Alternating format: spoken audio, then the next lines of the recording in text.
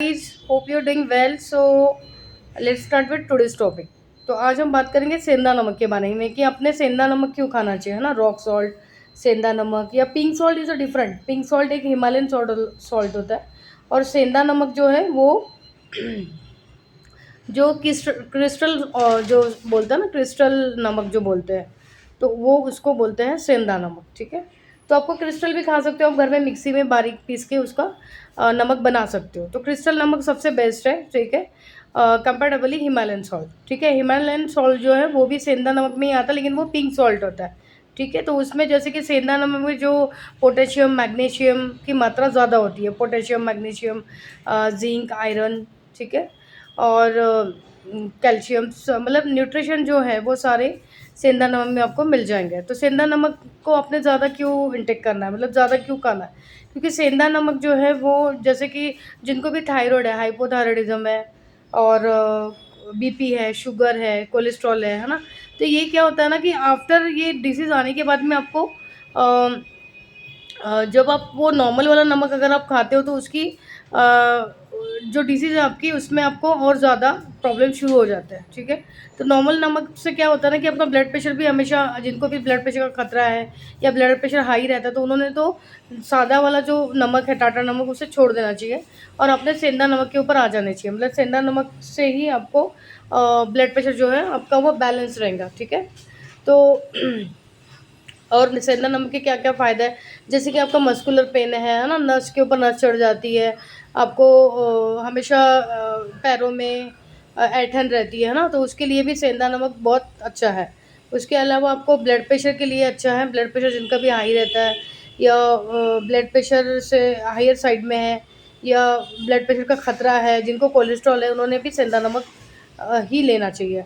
मैं तो कहती हूँ कि टाटा नमक अपने छोड़ देना चाहिए, क्योंकि वो नमक ऐसा है कि जैसे अगर आपको ब्लड प्रेशर हो जाता है या ब्लड प्रेशर होने के चांसेस भी एक रीज़न नमक भी है। जैसे कि किसी को बहुत ज़्यादा नमक खाने की आदत रहती है और वो नमक जो है टाटा नमक, उसमें उसमें आयोडीन की मात्रा ज़्यादा होती है। ठीक है, तो हमको जितनी ज़रूरत नहीं है आयोडीन की, जितनी मात्रा उसमें है टाटा नमक में, तो कभी कभी क्या होता है ना कि उसके वजह से भी हमको डिसीज़ आना शुरू हो जाते हैं कहीं हमें पता नहीं चलता है। बट रोज़ डे टू डे लाइफ में हमने जैसे नमक हम हर हर चीज़ में इंक्लूड करते हैं ना, चाहे सैलेड्स हो या सब्जी हो या फिर खाने में हो, या कभी कभी तो हम स्वीट में भी नमक मिला लेते हैं ना, नमक के बिना हमको होता नहीं है।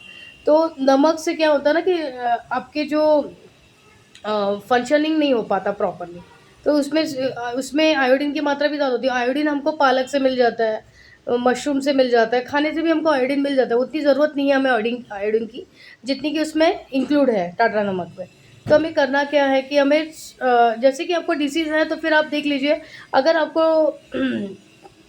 डिसीज़ में क्योर करना है डिसीज़, तो आप पहले तो आप नमक छोड़ दीजिए, सादा वाला टाटा नमक आपको नहीं खाना है, आप उसको हटा दीजिए डाइट से और अपने इंक्लूड कर देना है सेंधा नमक। तो सेंधा नमक जैसे ही आप इंक्लूड करोगे तो देखना आपके ब्लड प्रेशर में बहुत ज़्यादा रिलीफ होना शुरू हो जाएगा, बहुत ज़्यादा मतलब आपका कम हो जाएगा, ब्लड प्रेशर कम होना शुरू हो जाएगा। तो इसके अलावा आपको उसमें पोटेशियम की मात्रा ज़्यादा होती है और सोडियम की मात्रा कम होती है सेंधा नमक में, तो आपको पोटेशियम की ज़रूरत होती है। जैसे आप किसी भी कोई भी डिसीज़ ले लो, चाहे शुगर ले लो, बीपी ले लो, कोलेस्ट्रॉल ले लो, है ना, और थायराइड ले लो, स्पेशली थायराइड वालों के लिए भी सेंधा नमक काफ़ी अच्छा होता है। जैसे अगर आप ये नमक खाना शुरू कर देते हो तो देख लीजिए गाइस, अपना एक बार लैब चेक कर लेना कि आपका सारा डिसीज़ जो है धीरे धीरे आपका कम होना शुरू हो जाता है। तो सेंधा नमक हमको खाना ही है, उसमें पोटेशियम है, उसमें कैल्शियम है, मैग्नीशियम है ना, आयरन है, जिंक है, तो न्यूट्रिशन से भरपूर है। किसी किसी को क्या होता है जैसे कि कॉन्स्टिपेशन होता है, तो कॉन्स्टिपेशन के लिए भी हमें मैग्नीशियम की ज़रूरत पड़ती है। ठीक है, जो कि वो टाटा नमक में नहीं होता है। ठीक है, तो आपको लेना वही है, सेंधा नमक आप स्टार्ट कर दीजिए जिससे आपका कॉन्स्टिपेशन हो, ब्लोटिंग हो, है ना।